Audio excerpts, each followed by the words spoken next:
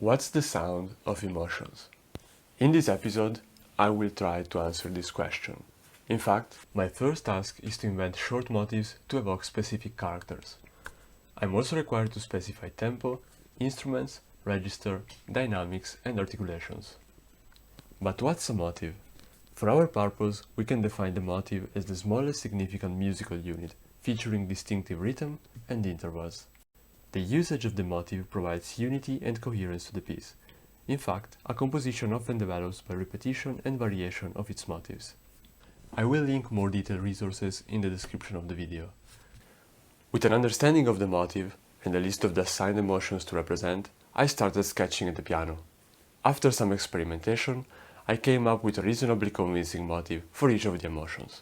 Since I found it difficult to convey an emotion with the sole use of the motive, and I had to define instrumentation and dynamics anyway, I decided to extend each motive into a short phrase and orchestrate it. Let me walk you through my thought process for the first three motives. Let's start with anger. So for me, anger is something explosive, it's sudden, it is powerful, and it has to evoke a sense of menace and danger, I would say. So I came up with this two-note motive. In terms of pitch, I decided to use the same pitch for both notes. And this is because I think that anger has to represent an identity that wants to affirm himself and affirm his intentions. So it is about making one identity clash with others.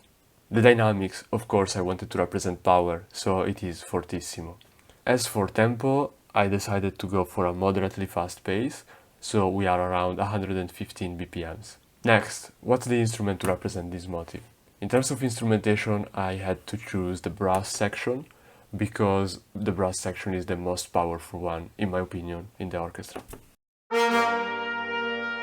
As for evolving this motive into a phrase, I decided to essentially repeat the same basic pattern transposed to lower pitches. In terms of orchestrations, I tried to fill out the space with the rest of the brass section and complemented it with string section. Finally, I added in some percussions in order to underline this aggressive nature of anger.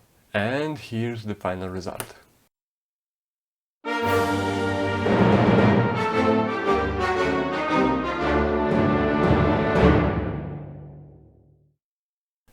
Next, we have nostalgia.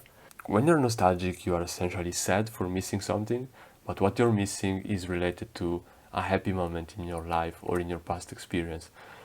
So I wanted to try to capture both emotions at the same time. For this one, I didn't really think about a specific motive like I did in anger, but I simply wrote out one phrase. The first half of this phrase is in G minor and it shifts to its major dominant for the second half of the phrase. And I think this gives a sort of a mixed feeling. In terms of melody, I'm using the same outline in the two phrases, with the difference that the first one is ascending, the second one is descending. In terms of tempo, indeed, I decided to go for something slower, something more pensive. In terms of dynamics, I wanted to go for something very smooth, very soft.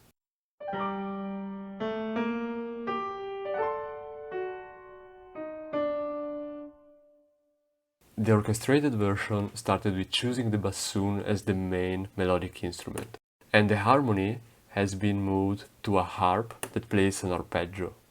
Finally, I added in the string section to contribute creating the right atmosphere for this emotion.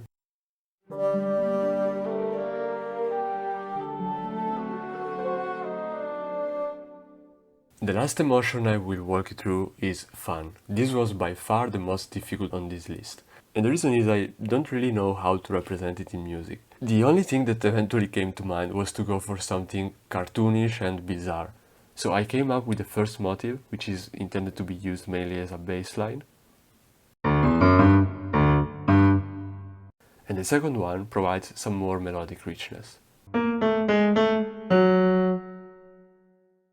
In terms of orchestration, honestly, I just tried to imitate the entry of the gladiators, and this is the end result.